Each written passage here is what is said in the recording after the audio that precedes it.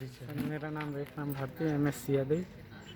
हम लोग ने यहाँ पे कुछ चार्ट बनाए हैं जो क्लास 6 से क्लास 8 तक के बच्चों के लिए उपयोगी है। जैसे कक्षा 6 में जैसे बच्चे आते हैं तो संख्याओं के प्रकार से ये नया चीज़ है जिससे वो परिचित होते हैं।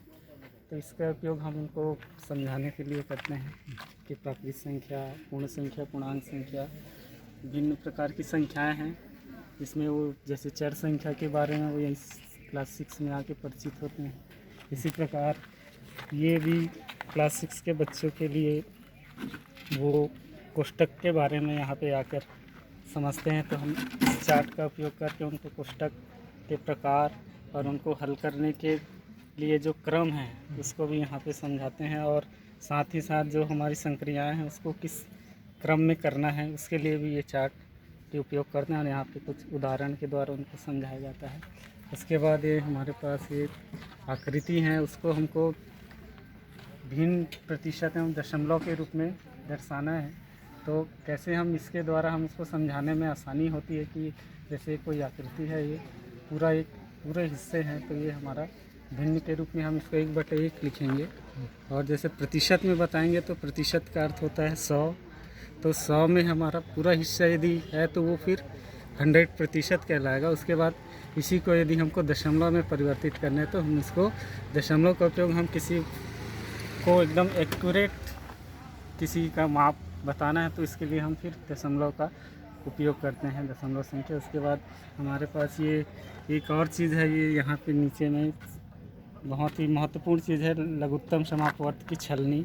साथ ही इस चार्ट के द्वारा हम सम विषम संख्या को भी बच्चों को समझा सकते हैं कि जो रेड कलर में है वो हमारे विषम संख्या हैं और जो पर्पल है हमारा वो सम संख्या है। इसमें छलनी है तो हम इसका यूज़ जैसे यहाँ पे पीछे 8 और 12 के गुणज लिखे हैं, और जैसे हमको 8 के अपवर्त दिखाना है बच्चों को तो हम इसको चार्ट को ऐसे रखेंगे, और यहाँ पे फिर हमको 8 के जितने भी अपवर्त हैं वो हमको यहाँ पे दिखेंगे। तो ऐसे जमा सकते हैं, ऐसे 8 दूनी 24, ऐसे 8 दूनी 16, इस प्रकार से इस प्रकार से। उसके ऊपर फिर हम ये 12 का रखेंगे।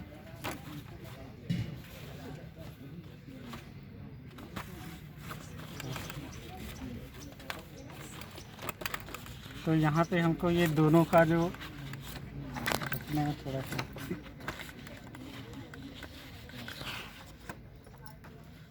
जी दूसरा बता सकते जी। तो ऐसे रखेंगे तो हमको दोनों के समान गुणज यहाँ पे दिखेंगे।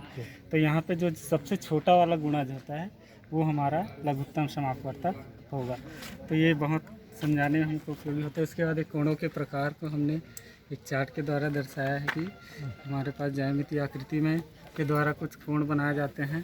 तो ये कोण है विभिन्न प्रकार के, इसको हम यहाँ पे दर्शाते हैं। उसके बाद इसका भी उपयोग हम बच्चों को तीनों कक्षा में इसका उपयोग होता है। उसके बाद ये आंकड़ों का निरूपण, ये भी हमारे क्लास 6 से लेके 8 तक के बच्चों के लिए उपयोगी होता है कि हमारे पास जो आंकड़े होते हैं उनको निरूपण करने के विभिन्न प्रकार हैं, जिसमें से हम इन चारों प्रकार को यहाँ पे दर्शा रहे हैं, और इसके उपयोग हम बच्चों को आंकड़ों का निरूपण में करते हैं, समझाने में।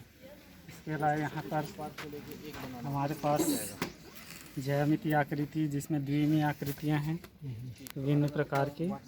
उसके बाद ये भी द्विमीय आकृति हैं, इसमें फिर समरूपता, सर्वांगक्षमता है। उसके बाद ये त्रिविमीय आकृति जिसका हम 3 डायमेंशन, इसमें हमारे पास ये 7 आकृतियाँ हैं। इसके अलावा यहाँ पर हमारे पास ये विभिन्न प्रकार के कोण को हम ऐसे चला के समझा सकते हैं, न्यून कोण, सम कोण, अधिक कोण। इसके अलावा यहाँ पर जो कोण बनता है पूरक कोण, समपूरक कोण, इसको हम इस पैमाने इसको अब मेज़र करके बच्चों को दिखाते हैं। इसके अलावा यहाँ पर ये 2 पैरेलल लाइन है, पैरेलल लाइन के द्वारा जब कोई ट्रांसवर्सल रेखा उसको काटती है तो उनके द्वारा जो कोण बनता है उसको हम यहाँ पे मेज़र करके समझा सकते हैं। 2 पैरेलल, फिर इसको अगर हम ऐसे कर लेते तो यहाँ पर जो कोणों में संबंध है उसको हम यहाँ पर समझाते हैं। इसके बाद ये त्रिभुज के जो प्रॉपर्टीज़ हैं, ये त्रिभुज के तीनों कोणों का मान, इसको हम यहाँ पर इस चार्ट इस प्रॉप के द्वारा समझाते हैं। इसके अलावा इसका उपयोग हम भुजा के आधार पर भी इसको हम सेट कर करके दिखाते हैं बच्चों को कि समबाहु त्रिभुज, विषमबाहु त्रिभुज, इसके अलावा समद्विबाहु त्रिभुज, इसका जो कोणों का संबंध है उसको भी यहाँ पर हम इसको चला करके ऐसे दिखा सकते हैं।